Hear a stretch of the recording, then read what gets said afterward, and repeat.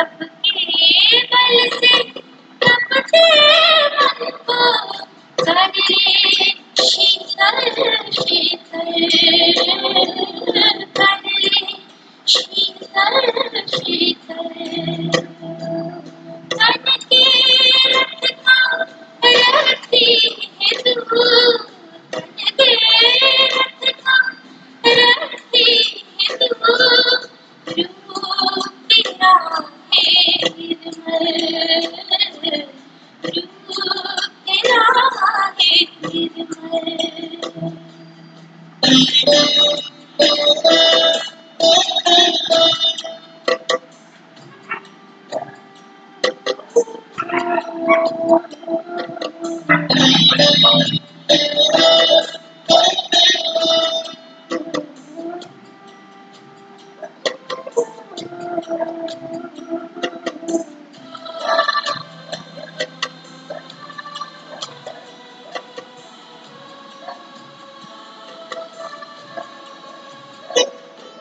शुद्ध संकल्पों के मोती हीरों से चिंतन को सजाना है, सिद्धि स्वरूप बनके अब इस जग को महकाना है।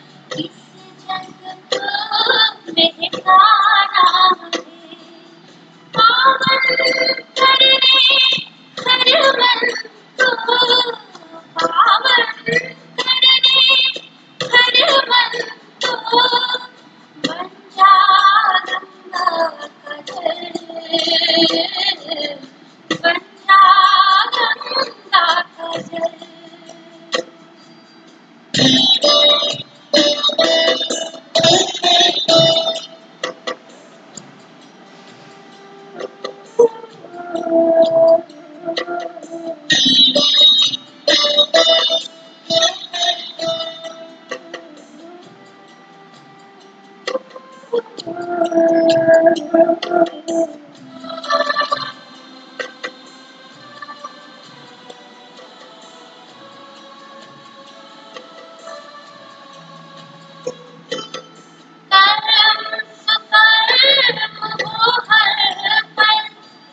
शिव पिता की याद से प्रेम ब्रह्मानी दे सभी को, पर कर आबाद ये सुख का रस पीना पिलाना, सुख का रस पीना पिलाना, पुण्य का ये फल, पुण्य का ये फल।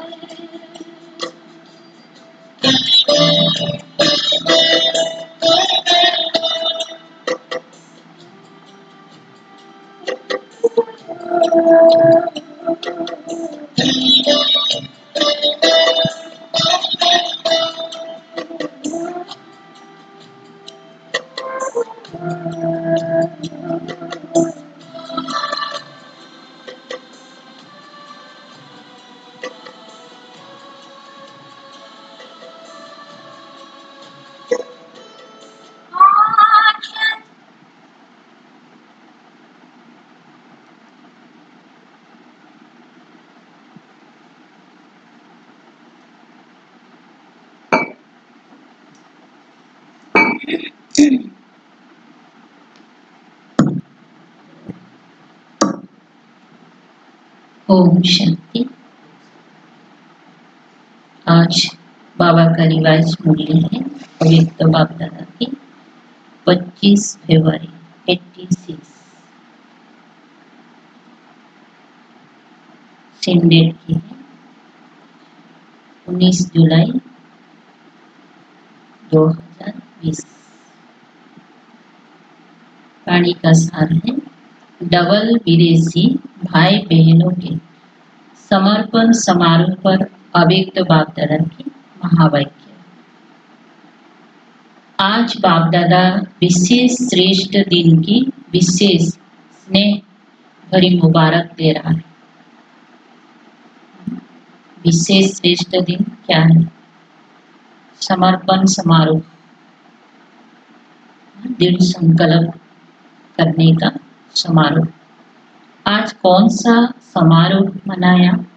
बाहर का दृश्य तो सुंदर था ही, लेकिन सभी के उमंग उत्साह और दृढ़ संकल्प का दिल का आवाज दिलाराम बाप के पास पहुंचा। सम्मान समारोह हो रहा था, बहुत बाहरी सजावट भी था, लेकिन अंदर में भी क्या था? दृढ़ संकल्प और बहुत उमंग उत्साह। दिल का आवाज जो बच्चों का था वो बाबा के पास पहले से ही पहुंच गया। तो आज के दिन को विशेष उमंग उत्साह भरा दृढ़ संकल्प समारोह कहेंगे। जब से बाप के बने तब से संबंध है और रहेगा, लेकिन ये विशेष दिन विशेष रूप से मनाया, इसको कहेंगे दृढ़ संकल्प किया। कुछ भी हो जाए, चाहे माया के तूफान आए, चाहे लोगों की भिन्न भिन्न बातें आए, चाहे प्रकृति का कोई भी हलचल का नजारा हो, चाहे लौकिक व अलौकिक संबंध में किसी भी प्रकार के सरकमस्टांसेस हो, मन के संकल्पों का बहुत जोर से तूफान भी हो, तो भी एक बाप दूसरा ना कोई, एक बल एक भरोसा, ऐसा दृढ़ संकल्प किया। वह सिर्फ स्टेज पर बैठे, डबल स्टेज पर बैठे थे या सिंगल स्टेज पर? डबल स्टेज, एक थी ये स्थूल स्टेज, खास करके सम्मान समारोह जिन लोगों का हो रहा था उन लोग को स्टेज में बिठाया गया ना, तो उसमें बैठने का भी देखो कितना खुशी हो रहे थे। लेकिन बात ये डबल स्टेज क्या है, तो उसमें तो कोई फूल का माला पहनाया, चुन्नी पहनाया, ऐसा ना, तो बाहरी रूप से बहुत सुंदर दिख रहे थे। तो डबल स्टेज पर बैठे थे ना। दूसरी क्या था? एक स्थूल स्टेज, दूसरी थी दृढ़ संकल्प की स्टेज, दृढ़ता की स्टेज। कुछ भी तूफान आए हिले नहीं, ऐसा मन में दृढ़ संकल्प कर रहे हैं। तो इसलिए पूछ रहे बाबा, डबल स्टेज पर बैठे थे ना, हार भी बहुत सुंदर पहने, सिर्फ ये हार पहनना वह सफलता का भी हार पहनना। कोई बार ये हार पहनने के बाद भी फेल हो जाते हैं, तो सफल भी हो और ये हार भी पहने। सफलता गले का हार है, ये दृढ़ता ही सफलता का आधार है। वो सफलता प्राप्त के लिए दृढ़ता चाहिए ना, दृढ़ संकल्प चाहिए। तो इस स्थूल हार के साथ सफलता का हार भी पड़ा हुआ था ना। बाप दादा डबल दृश्य देखते हैं, स्थूल भी देख रहे हैं और अंदर में क्या चल रहा है बच्चों का वो भी देख रहे हैं। सिर्फ साकार रूप का दृश्य नहीं देखते, लेकिन साकार दृश्य के साथ साथ आत्मिक स्टेज, मन की दृढ़ संकल्प और सफलता की श्रेष्ठ माला, ये दोनों देख रहे थे। कितना मन में दृढ़ संकल्प है, उसी अनुसार क्या होगा, उनकी सफलता भी होगा। तो बाबा अंदर की वो चीज को देख रहे हैं ना, मन की संकल्प को भी चेक कर रहे हैं। डबल माला, डबल स्टेज देख रहे थे, सभी ने दृढ़ संकल्प किया, बहुत अच्छा है, कुछ भी हो जाए लेकिन संबंधों को निभाना है। किसके साथ? परमात्मा के साथ ना। परमात्म प्रीति की रीति सदा निभाते हुए सफलता को पाना है। निश्चित है सफलता गले का हार है, एक बाप दूसरा ना कोई, ये है दृढ़ संकल्प। जब एक है तो एक रस स्थिति स्वतः और सहज है। एक बाबा ही है हमारा सब कुछ, तो एक रस होगा ना स्थिति, और संकल्प भी क्या होगा, एक रस स्थिति होगा और सहज सफलता भी होगा। सर्व संबंधों की अविनाशी तार जुड़ी है ना। अगर एक भी संबंध कम होगा तो हलचल होगी, इसीलिए सर्व संबंधों की डोर बांधी। कोई एक संबंध की कमी होगा तो उसके लिए फिर बुद्धि जाएगा ना उस तरफ, कनेक्शन जोड़ा, संकल्प किया, सर्व संबंध है, वह सिर्फ मुख्य तीन संबंध है। मुख्य तीन संबंध क्या है? बाप, टीचर और सदगुरु। लेकिन यहाँ बाबा ने सर्व संबंध कहा ना। सर्व संबंध है तो सर्व प्राप्तियां है। सर्व संबंध नहीं तो कोई ना कोई प्राप्ति की कमी रह जाती है। सभी का समारोह हुआ ना। दृढ़ संकल्प करने से आगे पुरुषार्थ में भी विशेष रूप से लिफ्ट मिल जाती है। तो बाबा ने कहते हैं ना, आप सिर्फ संकल्प करो, मदद करने के लिए तो बाबा तैयार है। दृढ़ संकल्प है ना करें और बाबा बोलते विशेष रूप से आपको लिफ्ट मिल जाएगी। ये विधि भी विशेष उमंग उत्साह बढ़ाती है। बाप दादा भी सभी बच्चों को दृढ़ संकल्प करने के समारोह की बधाई देते हैं।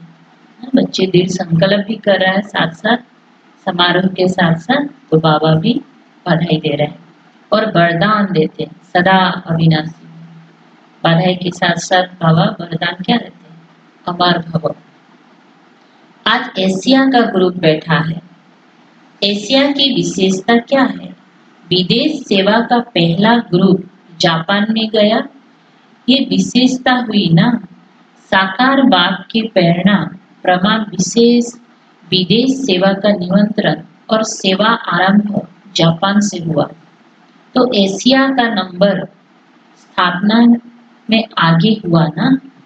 पहला विदेश का निमंत्रण था और धर्म वाले निमंत्रण दे बुलावे, इसका आरंभ एशिया से हुआ। तो एशिया कितनी लकी है। और दूसरी विशेषता, एशिया भारत के सबसे समीप है। जो समीप होता है उनको सिकिल्धे कहते हैं। सिकिल्धे बच्चे छिपे हुए हैं। हर स्थान पर कितनी अच्छे अच्छे रतन निकले हैं। क्वांटिटी भले कम है लेकिन क्वालिटी है। बात संख्या में कम है लेकिन अच्छी क्वालिटी है। मेहनत का फल अच्छा है।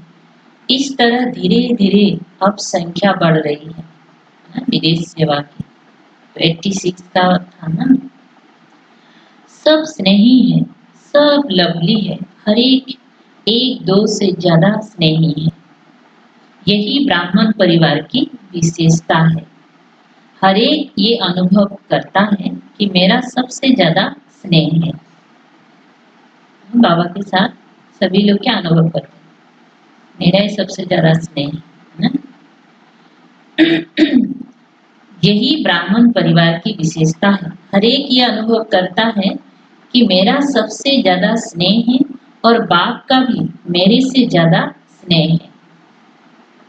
मेरे को ही बाप दादा आगे बढ़ाता है। इसीलिए भक्ति मार्ग वालों ने भी बहुत अच्छा एक चित्र अर्थ से बनाया है। कौन सा चित्र? गोप गोपियों का चित्र दिखाया है ना। हर एक गोपी के साथ वल्लभ है।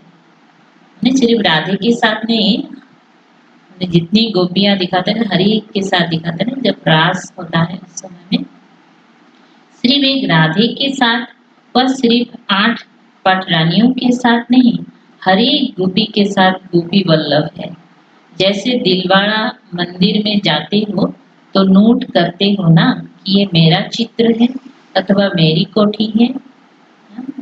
इस समय संगम युग का यादगार दिखाया ना, तो उसमें भाव होता है ये तो खुशी रूप दिखा, ये तुम्हारा ही यादगार है। तो याद दिलाते हैं इस समय की। तो इस रास मंडल में भी आप सबका चित्र है। माने हर आत्मा के साथ शिव बाबा है।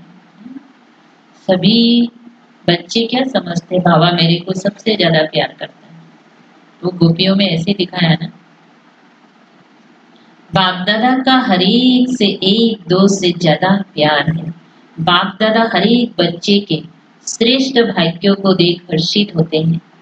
तो इतना भाग्यशाली बच्चे हैं जो भगवान के साथ कैसे मतलब आके भगवान से प्यार ले रहा है ना, लूट रहा है। और कोई कम नहीं है। सब क्या अनुभव करते कि हमको ही सबसे ज्यादा बाबा प्यार करते हैं। दुनिया में तो भीख मांगते हैं ना, भगवान का प्यार के लिए एक बूंद प्यार का प्यासी होता है ना।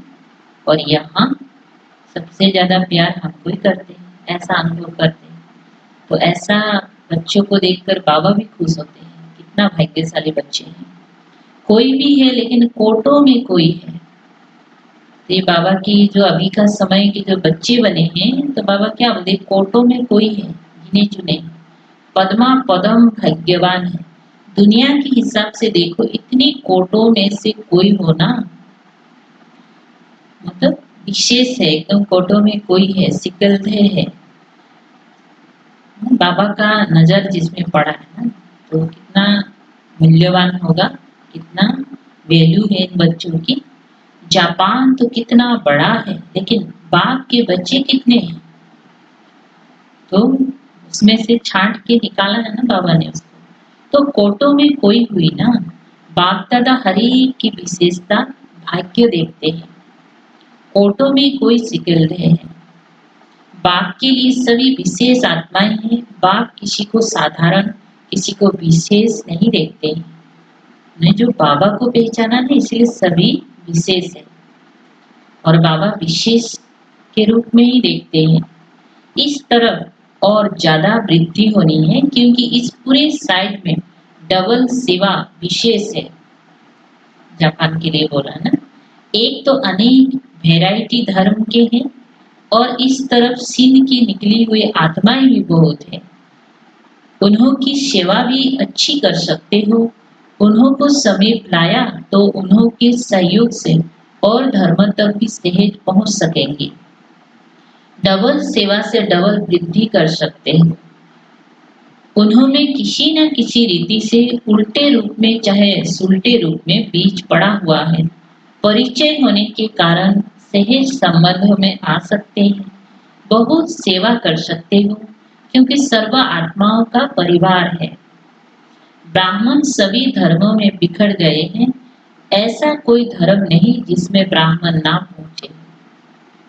इसलिए अंतिम समय जो हर धर्म के आत्मा यहाँ आते हैं, कारण क्या है, ये ब्राह्मण बनने वाले जो आत्मा है, मैंने देवी कुल की जो आत्मा है, हर धर्म में पहुंचा हुआ है। और समय होगा तो फिर क्या होता है, वो फिर से निकल आते हैं ना। तो दिखाई देता है ना कि हर धर्म की आत्मा यहाँ बाबा का ज्ञान में आते हैं। तो वाले पहले हम लोग किया हुआ है एक्चुअली ना, यहाँ से कन्वर्ट हुआ है, फिर निकल आएंगे। अपना धर्म की जब सेटलिंग होता है तो सारे दूसरे धर्म में किया हुआ आत्मा चले आते हैं। अब सब धर्मों से निकल निकल कर आ रहे हैं और जो ब्राह्मण परिवार के हैं उन्हों से अपनापन लगता है। जब तक बाबा का नहीं बने तो लगता है ना हम इस धर्म के हैं, लेकिन जैसे ही बाबा का परिचय मिलते हैं तो ये परिवार उनको एकदम अपना लगने लगता है, क्योंकि यही अपना है ना। कहाँ कहाँ से पहुंच अपना सेवा का भाग्य लेने की निमित्त बन गए हैं। ये कोई कम भाग्य नहीं है, बहुत श्रेष्ठ भाग्य है। बड़े से बड़े पुण्य आत्माएं बन जाते हैं, महादानियों महान सेवाधारियों की लिस्ट में आ जाते हैं। तो निमित्त बनना भी एक विशेष गिफ्ट है। महादानी भी बन जाते हैं, महान सेवाधारियों की लिस्ट में आ जाते हैं, निमित्त बनना मतलब ना। और डबल विदेशियों को ये गिफ्ट मिलती है, थोड़ा भी अनुभव किया और निमित्त बन जाते हैं सेंटर स्थापन करने की। थोड़ा भी अनुभव हुआ, उनको क्या लगता है कि हमको सेवा करना है, सेंटर स्थापना का निमित्त बन जाते हैं। तो ये उनको गिफ्ट मिल जाता है विदेशियों को। थोड़ा ही अनुभव किया और निमित्त बन जाते हैं सेंटर स्थापन करने की, तो ये भी लास्ट फर्स्ट जाने की विशेष गिफ्ट है।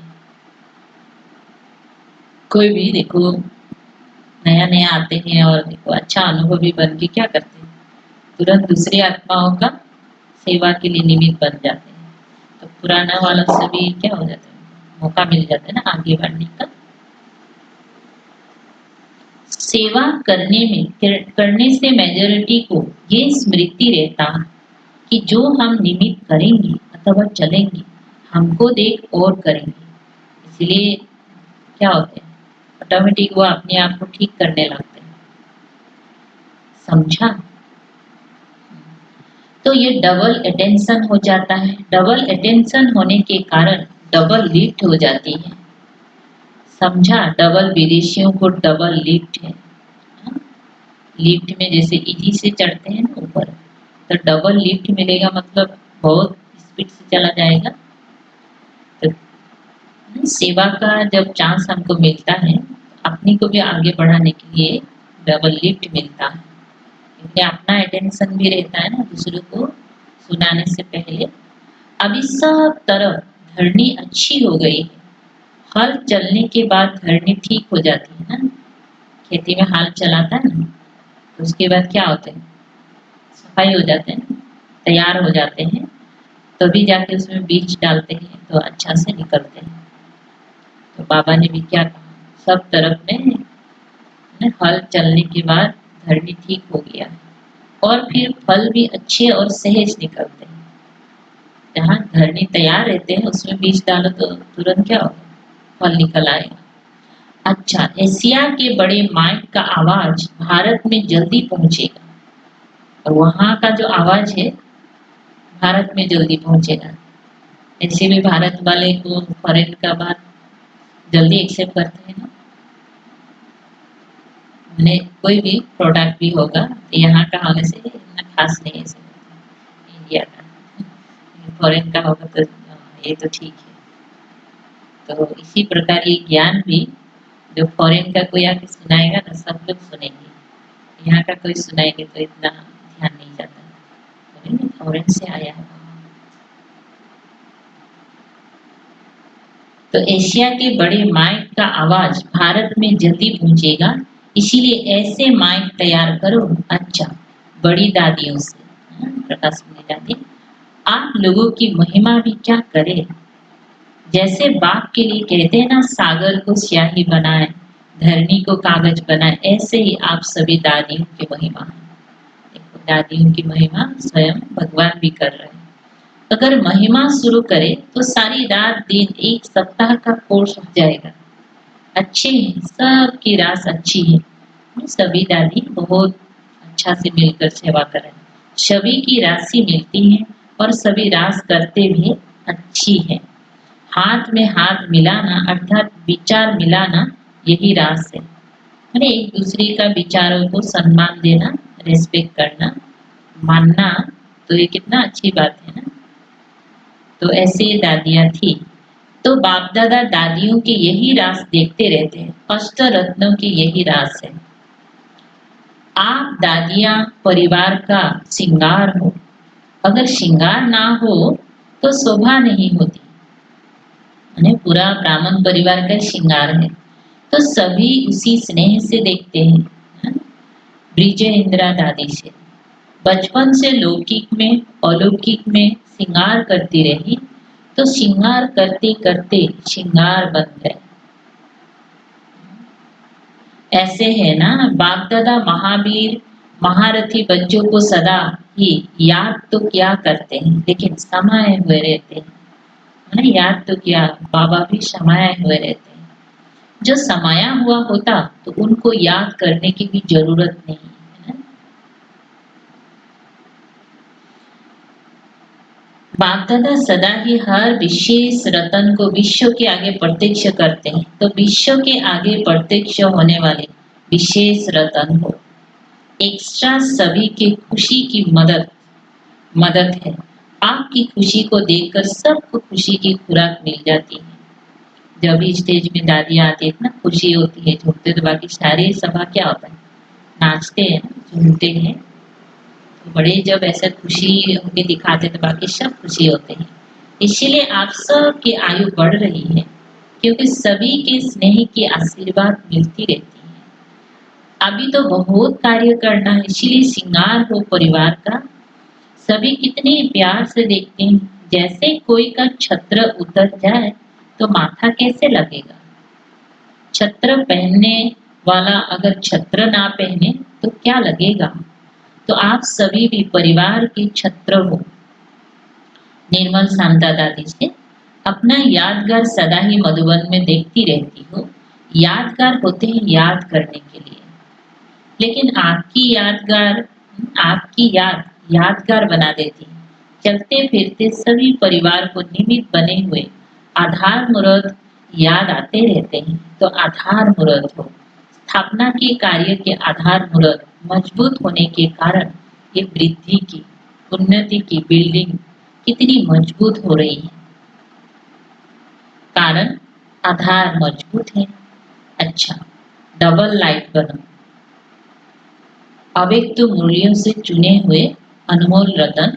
डबल लाइट अर्थात आत्मिक स्वरूप में स्थित होने से हल्कापन स्वतः हो जाता है। ऐसे डबल लाइट को ही फरिश्ता कहा जाता है। आत्मिक स्वरूप में स्थित होने से एक तो क्या होते हैं, सब कुछ हल्का हो जाते हैं ना। फरिश्ता कभी किसी भी बंधन में नहीं बनता है, कोई भी बंधन से भारी नहीं होते हैं, कोई भी बोझ अनुभव नहीं करता, हल्का हो जाते हैं आत्मिक स्वरूप से, क्योंकि देह अभिमान होने से भारी होता है। तो फरिश्ता कभी किसी भी बंधन में नहीं बनता है, और हमेशा फरिश्ता को उड़ता हुआ दिखाया ना, कहीं भटकते रुकते नहीं। इस पुरानी दुनिया के पुराने देह के आकर्षण में नहीं आता, क्योंकि है ही डबल लाइट। शरीर भी लाइट दिखाए, आत्मा तो लाइट ही है ना, एक्चुअली बोझ मुक्त है। डबल लाइट अर्थात सदा उड़ती कला का अनुभव करने वाले, हमेशा आगे बढ़ना, उड़ना, पुरुषार्थ में माने तीव्र होना। क्योंकि जो हल्का होता है वो सदा ऊंचा उड़ता है, बोझ वाले नीचे जाता है। जितना हम मेंटली अपना स्थिति रूप से भी हल्के रहते हैं तो क्या होगा, पुरुषार्थ अच्छा होगा ना उसको। कोई टेंशन में भारी होके रहेगा तो योग भी नहीं लगेगा, कहीं भी उमंग गुस्सा नहीं होगा सेवा में, तो बोझ होगा तो नीचे चले जाएंगे डाउन में। तो डबल लाइट आत्माएं अर्थात कोई बोझ ना हो, क्योंकि कोई भी बोझ होगा तो ऊंची स्थिति में उड़ने नहीं देगा। डबल जिम्मेवारी होते हुए डबल लाइट रहने से लौकिक जिम्मेवारी कभी थकाएगी नहीं, क्योंकि ट्रस्टी हो तो कैसे होंगी, आत्मिक स्थिति में रहना पड़ेगा ना, तभी हम डबल लाइट भी होंगी। और जितना भी जिम्मेवारी होगा वो सब ना थकाएगा नहीं। जैसे ब्रह्मा बाबा एग्जाम्पल रहा ना, पूरे यज्ञ की जिम्मेवार उनके सिर पर था ना, फिर भी बाबा कितना फरिश्ता जैसा रहता था, क्योंकि बाबा हमेशा प्रैक्टिस करता था ना आत्मिक स्वरूप में रहने का। ट्रस्टी को क्या थकावट है, अपनी गृहस्थी अपनी प्रवृत्ति समझेंगी तो बोझ है, अपना है ही नहीं तो बोझ किस बात का। बिल्कुल न्यारे और प्यारे, बालक सो मालिक। सदा स्वयं को बाप के हवाले कर दो तो सदा हल्के रहेंगे। अपनी जिम्मेवारी बाप को दे दो, अर्थात अपना बोझ बाप को दे दो तो स्वयं हल्के हो जाएंगे। तो ठीक में भी होता है, थोड़ा भारी होने से माँ बाप साथ में अगर उसको थमा देते हैं ना, और खुद नाचते खेलते चलेंगे। तो इस समय में भी बाप दादा हमारे सामने मौजूद है ना, तो कुछ भी ऐसा भारी लगते हैं ना, कोई बोझ अनुभव होते हैं, कठिनाई अनुभव होते हैं, तो बाबा को सुना के हल्के हो जाना है। बुद्धि से सरेंडर हो जाओ। अगर बुद्धि से सरेंडर होंगी तो और कोई बात बुद्धि में नहीं आएगी, बस सब कुछ बाप का है। पता है ऐसे जो भी कुछ परिस्थिति आ गया होगा, छोड़ो बाबा जानता है, जो भी होगा बाबा ठीक करेगा। कोई दिल से ऐसे बाबा को छोड़ देते हैं तो देखिए टेंशन भी फ्री हो गया और वो काम भी ठीक ही हो जाता है। यहाँ बार बार उस विषय के बारे में सोचते रहते हैं तो मन भी भारी होता है, तो मन भारी होने के साथ साथ देखो वो चीज तो बिगड़ ही जाता है। इसलिए बाप को सुनाकर हमें हल्का होना है। बाबा को सुनाने के बाद फिर भी कोई लोग फिर क्या करते हैं, वो चीज को सोचते ही रहते हैं, तो फिर दिया ही नहीं है ना। बस सब कुछ बाबा का है ना, हमें बाबा का है तो हम जो भी आ रहे हैं तो बाबा ही संभालेंगे ना। सब कुछ बाप में है तो और कुछ रहा ही नहीं। डबल लाइट अर्थात संस्कार स्वभाव का भी बोझ नहीं, व्यर्थ संकल्प का भी बोझ नहीं, इसको कहा जाता है हल्का। जितने हल्के होंगे उतना सहज उड़ती कला का अनुभव करेंगे। अगर योग में जरा भी मेहनत करनी पड़ती है तो जरूर कोई बोझ है। तो बाबा बाबा का आधार ले उड़ते रहो। ऐसा अगर होता है, योग नहीं लग रहा है, भारीपन हो रहा है, दिल से बाबा बाबा ना, प्यारा बाबा, मीठा बाबा, मेरा बाबा ऐसे करते रहो।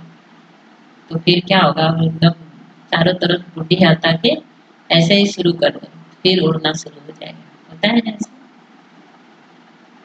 और बाकी जितना भी आप मंथन चिंतन करो ना, बेकार हो जाते हैं उस समय में। जब आपकी मन भारी होता है, कमेंट्री भी काम नहीं आता है, साइलेंस गीत कुछ काम नहीं आता है। इसलिए दिल से बाबा बाबा करना शुरू कर दो। बड़ा मंत्र है। बाबा बहुत साल पहले मुरली चलाया ना। अभी तो बाप दादा कुछ भी तकलीफ होता है तो कहो मेरा बाबा आ जाओ। बहुत चल रहा था ना। तो दिल से जब ऐसे हम कहते हैं तो फिर हल्का हो जाते हैं। सदा यही लक्ष्य याद रहे कि हमें बाप समान बनना है। तो जैसे बाप लाइट है वैसे डबल लाइट औरों को देखते हो तो कमजोर होते हो। शी फादर फॉलो फादर करो वाले इधर उधर देखते हैं ना, कमजोरियों को देखने लगते हैं। ब्रदर सिस्टर देखते हैं तो क्या होगा, सभी लोग गिर रहा है, कोई चढ़ रहा है, दुखी हो रहा है। इसलिए बाबा क्या बोलते हैं, उसको देखो ना जो पक्का हो गया। शी फादर बाप को देखो, बाप को फादर फॉलो करो। उड़ती कला का श्रेष्ठ साधन सिर्फ एक शब्द, सब कुछ तेरा। मेरा शब्द बदल तेरा कर दो। तेरा हूं तो आत्मा लाइट है, और जब सब कुछ तेरा है तो लाइट हल्की बन गए। जैसे शुरू शुरू में अभ्यास करते थे, चल रहे हैं लेकिन स्थिति ऐसी जो दूसरे समझते हैं कि ये कोई लाइट आ रही है। शुरू में दादियों को भी बाबा ने इससे प्रैक्टिस कराते थे ना। कितने घंटे घंटे ऐसे कहाँ गायब भी हो जाते थे ना, लाइट लाइट करते, शरीर दिखाई नहीं देता था, है ना। ब्रह्मा बाबा खुद कितना प्रैक्टिस किया। दूसरों को सदैव आपका लाइट रूप दिखाई दे, यही सेफ्टी है। अंदर आवे और लाइट का किला देखे। एक बार दादी ने अनुभव सुना रहे थे ना, गुलजार दादी। ट्रेन में कोई बहने जा रही थी शायद ना, कोई गुंडा उस डब्बा में फूट गया। तो देखा तो वो लोग, बहन क्या करेगा उसमें, उसका हथियार है नहीं बाबा के सिवाय। एकदम बाबा की याद में बैठ, तो इतना बड़ा बड़ा एकदम आँख एकदम लाइट दिखाई दिया, बोलता है ना वो भाग गया। तो ये अंत समय में भी बाबा बोलते हैं कि बहुत सारे स्थिति आएंगे ना, कैसे कैसे लोग आएंगे, तो हम क्या करेंगे उस समय। एक बाबा की याद का कवच हमको काम आएगा। तो उनको सारे लाइट दिखाई, आदमी गायब हो गया, लाइट दिखाई दे रहा है, क्या हो गया, फिर भागेगा ना। तो बाबा से ऐसे हमको प्रैक्टिस होना चाहिए। जैसे लाइट की कनेक्शन से बड़ी बड़ी बड़ी मशीनरी चलती है, आप सभी हर काम करते कनेक्शन कनेक्शन के आधार से स्वयं भी डबल लाइट बन चलते रहो। जैसे स्थूल लाइट के आधार से कितने बड़े मशीन होते हैं, तो वह आप भी कनेक्शन करो और अपनी को चलाओ। जैसे कनेक्शन खत्म होता है तो क्या होता है, ये मशीन नहीं चलता है। बाबा के साथ थोड़ा भी देखो डिस्कनेक्ट होता है तो क्या क्या हो जाता है, मशीन उल्टा पुल्टा काम करते। जहाँ डबल लाइट की स्थिति है वहाँ मेहनत और मुश्किल शब्द समाप्त हो जाते हैं। अपनेपन को समाप्त, ट्रस्टीपन का भाव और ईश्वरीय सेवा की भावना हो तो डबल लाइट बन जाएगी। कोई भी आपके समीप संपर्क में आवे तो महसूस करे ये रूहानी है, अलौकिक है। उनको आपका फरिश्ते रूप ही दिखाई दे। फरिश्ते सदा ऊंचे रहते हैं। फरिश्तों को चित्र में भी दिखाएंगे तो पंख दिखाएंगे, क्योंकि उड़ पंछी हैं। सदा खुशी में झूलने वाले, सर्व के बिगड़ता व सर्व की मुश्किल को सहज करने वाले तब बनेंगे जब संकल्पों में दृढ़ होंगे और स्थिति में डबल लाइट होंगी। मेरा कुछ नहीं, सब कुछ बाप का है। मैंने अंदर से ये चीज आना चाहिए ना, जो भी है ये सब बाबा का है। जब बोझ अपने ऊपर रखती हूँ तब सब प्रकार के विघ्न आते। मेरा है सारे तो संभालना भी आपको ही पड़ेगा ना, तो कितना भारी हो जाएगा। मेरा ही तो निर्विघ्न, सदा अपनी को डबल लाइट समझकर सेवा करते। जितना सेवा में हल्कापन होगा उतना सहज उड़ेंगी। डबल लाइट बन सेवा करना, याद में रहकर सेवा करना, ये सफलता का आधार है। जिम्मेवारी को निभाना ये भी आवश्यक है, लेकिन जितनी बड़ी जिम्मेवारी उतना ही डबल लाइट। जिम्मेवारी करते हुए जिम्मेवारी के बोझ से न्यारे रहो, इसको कहते हैं बाप का प्यारा। न्यारे होके युग युग तो होके जिम्मेवार आप निभाओ तो बाबा का प्यारा रहेंगे। ऐसे भी देखो कोई बार हम लोग काम करते हैं लेकिन बाबा प्यार से करते हैं ना, दोनों चीज हो रहा है तो हल्का होता है ना, दूसरा टेंशन रहता है। घबराओ नहीं, क्या करो, बहुत जिम्मेवारी, ये करूं व नहीं, बड़ा मुश्किल है। ये महसूसता अर्थात बोझ है। डबल लाइट अर्थात इससे भी न्यारा। कोई भी जिम्मेवारी के कर्मों के हलचल का बोझ ना हो, सदा लाइट स्थिति में रहने वाले निश्चय बुद्धि निश्चिंत होंगे, उड़ती कला में रहेंगे। उड़ती कला अर्थात ऊंचे से ऊंची स्थिति, उनके बुद्धि रूपी धरनी पर नहीं, इतना खुश। धरनी अर्थात ये भान से ऊपर, जैसे देह भान आया एकदम भारी, जैसे देह भान से परे एकदम हल्के। जो देह भान की धरनी से ऊपर रहते हैं सदा फरिश्ते हैं। अब डबल लाइट बन दिव्य रूपी विमान द्वारा सबसे चोटी की स्थिति में स्थित हो, विश्व सर्व आत्माओं के प्रति लाइट और माइंड की शुभ भाव और श्रेष्ठ कामना की सही लहर फैलाओ। जैसे टावर उतना ऊंचा होता है तो उतना दूर तो उनकी प्रकाश फैलता है ना। यहाँ क्या कहा बाबा ने, डबल लाइट पर विमान द्वारा सबसे ऊंचा चोटी में स्थित हो जाओ। तो जितना हम ऊंचा चोटी में स्थित होंगी, ऊंची में स्थित होंगी, तो उतना हमारा जो सुख भावना है, तथ्यां है, श्रेष्ठ कामना है, दूसरों के सहयोग के लिए जो हम लोग ना करते हैं, तो और उतना दूर दूर हमारे स्थिति के आधार पर ही होगा। इस विमान में बाप दादा की रिफाइन श्रेष्ठ मत का संग कैसा होना चाहिए, एकदम रिफाइन।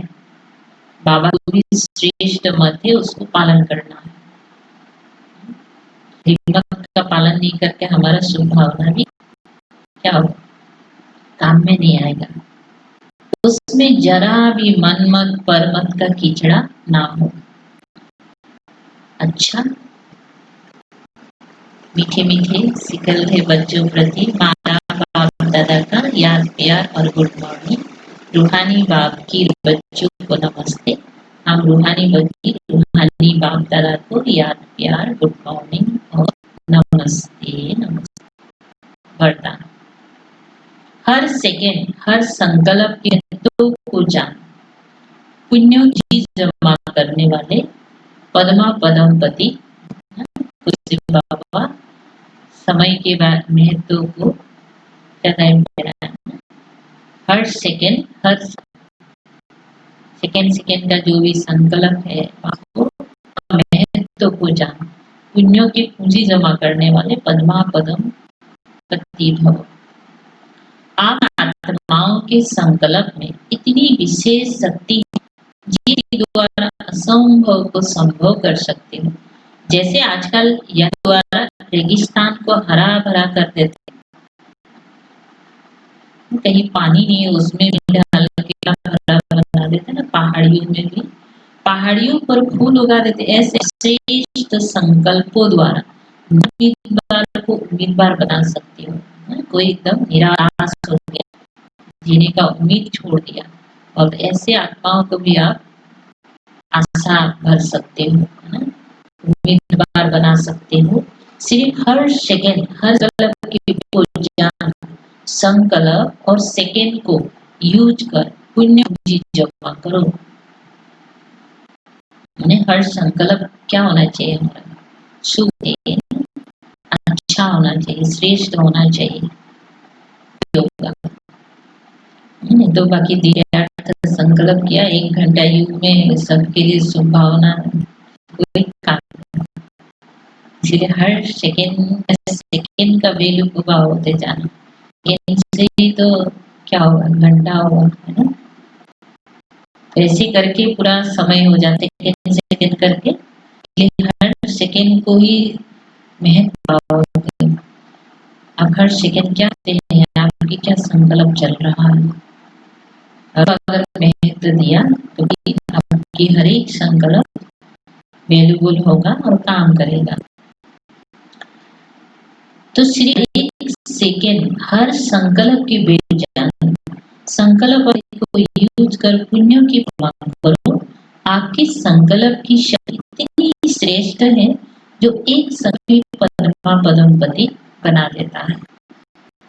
स्लोगन, हर कर्म हरिपन के नीचे और नशे हो तो मेहनत समाप्त हो जाएगी। इस समय हम किसके बने हैं, है ना? तो जब हम कर्म करते हैं तो क्या नीचे है, बाबा का है ना?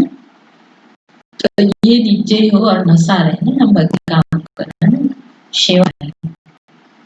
देखा होगा घर में जो काम करते हैं, परिवार में जो होता है, फैमिली होता है ना, बच्चे का एक अधिकार से करते हैं, मेरा काम है, यहाँ जो भी हम काम करते, सेवा करके सोचते जो मेरा है, घर बाबा का है, भले आप घर में हो कहीं भी हो तो बाबा का ही है। जो भी करते हैं उनकी याद से करें, उनका ही काम है। तो एक नीचे रहेगा, मेहनत नहीं लगती। घर में जो आदमी काम करता है, मेहनत करता है, वो काम किसी और का घर में करेगा तो नहीं लगेगा, उसे कब खत्म होगा, काम करना है ऐसे नहीं। अपना घर में तो कितना लोग काम करते रहता है, खुशी से करते हैं कि स्नेह है इस परिवार के लिए, ब्राह्मण परिवार के लिए नहीं है, प्यार है, जो भी करेगा खुशी से करेगा, नहीं लगेगा उसको। अच्छा, आज मास का तीसरा रंग है। सभी राज्यों के भाई बहन 6:30 से 7:30 तक विशेष योग अभ्यास समय, भक्तों की पुकार सुने और अपने रहम दिल स्वरूप में स्थित हो की मनोकामनाएं करने की सेवा करें।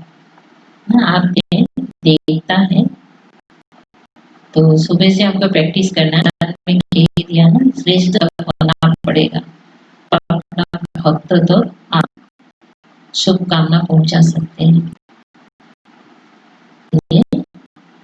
योग भी करें और साथ साथ परमात्माओं को उनकी पुकार है तो उसको पूरा करो, पुकार सुनो और करो।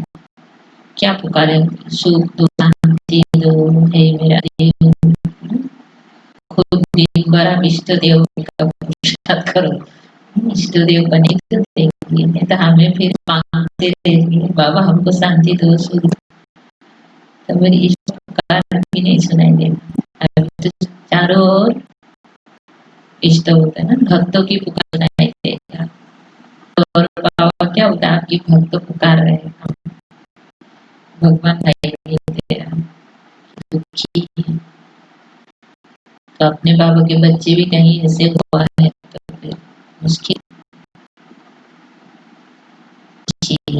बाबा की याद में युक्त होकर की कामनाएं सुख शांति का पूरा करना है। ओम शांति। योग करना